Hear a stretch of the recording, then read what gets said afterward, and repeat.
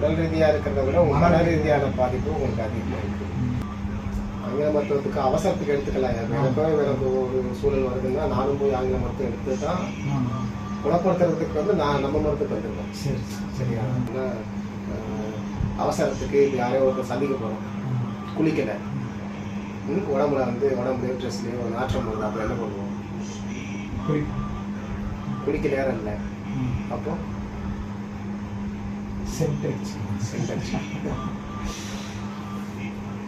அந்த சென்ட் அடிக்கிற வேலை தான் இது. சரியா? ஆனால் போயிட்டு அவரை பார்த்துட்டு கொஞ்ச நேரத்தில் அது காற்றுல கரைஞ்சி போயிடும், மறுபடியும் ஆகி போயிடும்.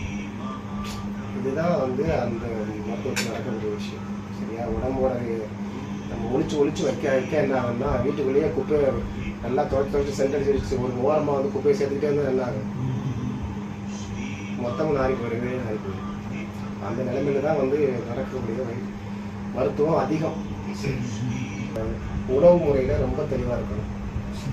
ஒரு வலியை சரி பண்ணுறதோ, அந்த சுகருக்கு சர்க்கரை நோயை சரி பண்ணுறது, இதெல்லாம் பெரிய வேலை கிடையாது. இது ஏன் வந்துச்சுன்னா, முதல்ல இவ்வளோ நாளாக உங்களுக்கு தேங்கி இருக்கக்கூடிய மொத்த கழிவும் உங்கள் ரத்த அணுக்களை கெடுத்து வச்சிருக்கு. சரி, அது வெள்ளை அணுக்களாக செய்வோம். கவுண்டிங்கில் பார்த்தோம்னா வெள்ளை அணுக்கள் நிறையா இருக்கும், சிவப்பணுக்கள் நிறையா இருக்கும், தட்டை அணுக்கள் நிறையா இருக்கும். நல்லா மஞ்சள் நிறத்தில் மஞ்சள் இருக்குல்ல, இந்த மஞ்சள் நிறத்தில் இருக்க வேண்டியது இளம் மஞ்சளுக்கு போயிடும். தட்டை அணுக்களோட தரமே குறைஞ்சி போயிடும். அதே போல் சிவப்பு அது செஞ்சிடும் வேறு நேரத்துக்கு பாருங்கள்.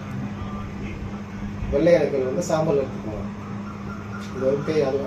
இது சம்மந்தமாக பெரிய ஆய்வு போகிறாங்களா எனக்கு அறிஞர்கள்லாம், நான் அது சம்மந்தமாக ஆய்வு எடுக்கிறேன்.